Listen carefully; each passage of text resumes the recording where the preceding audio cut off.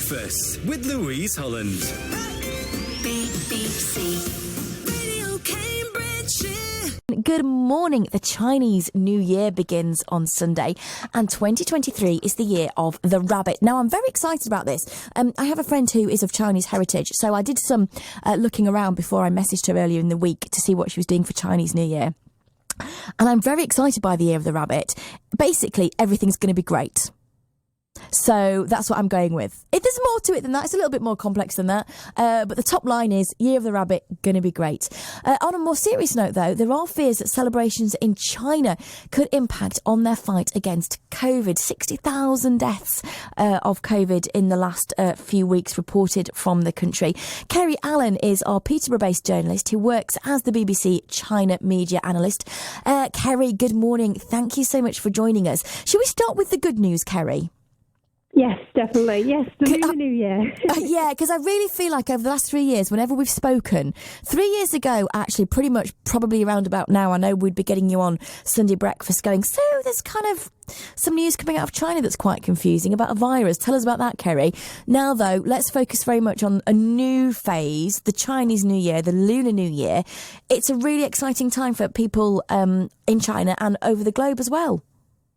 It is, absolutely. And it's kind of a combination of, well, it's like, you know, at Christmas when everybody gets together and celebrates, it's got that kind of feel to it. So literally what happens this time of year is hundreds of millions of people travel home to see their parents, their grandparents.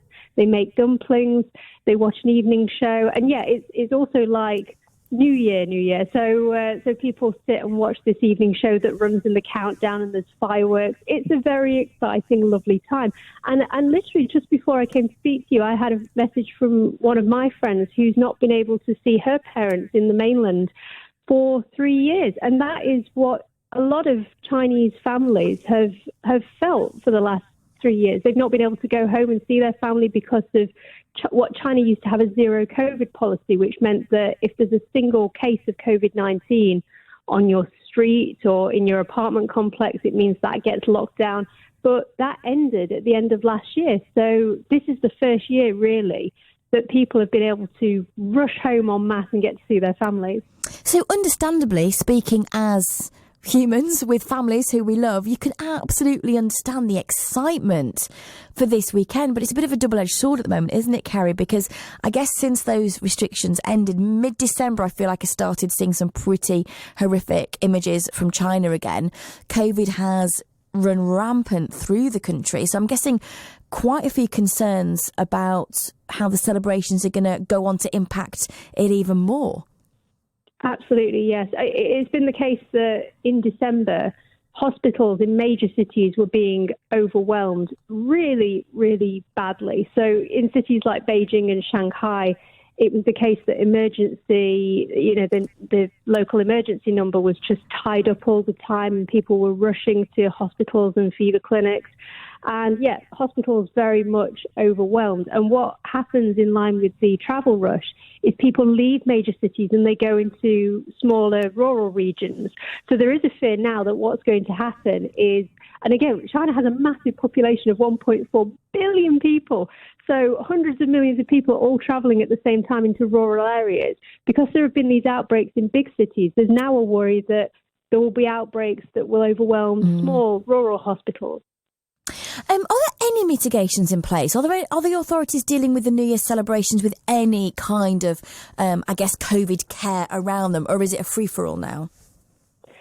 It's a bit of both, really. There's been a lot of emphasis in the media on families very much looking after each other. So people have been told, if you are going back, take precautions. So still wear a mask, and if you find out you've got COVID yourself. And if somebody gets ill in your family, make sure that, they've got the right care and look after them. But at the same time, hospitals have been told that they need to prepare as well. Rural hospitals have been told you need to make sure that you've got oximeters.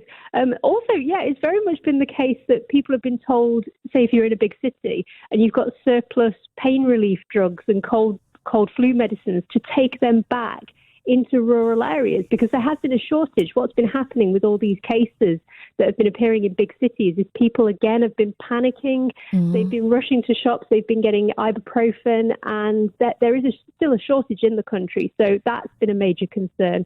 So, yeah, a lot of local hospitals in rural communities have been told you need to make sure you're prepared.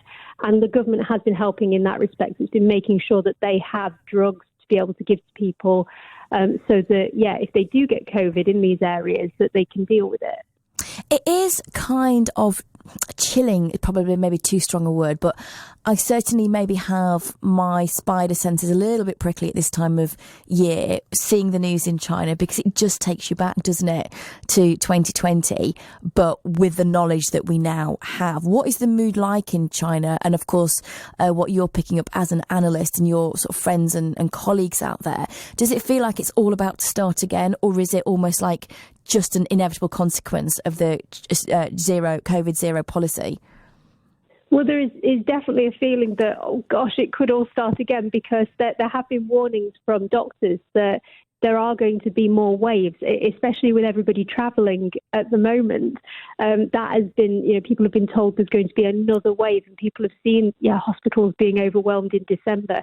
And then there's going to be a third wave when people travel back. So there are expectations that, yes, there's going to be a lot more COVID, and there are fears because people have heard about hospitals being overwhelmed in major cities.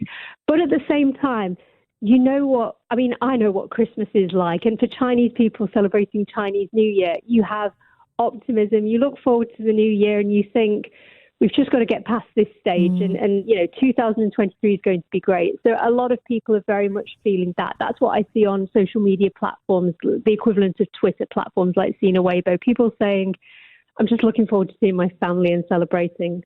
And let's focus on that. It is the year of the rabbit. Hopefully, as of the Lunar New Year on Sunday, life will look a little bit different. We can cling to that hope, can't we, Kerry? Thank you so much for coming on. Have a great day. Kerry Allen there, Peterborough-based journalist and the BBC's China media analyst. It is 7:30. Good morning.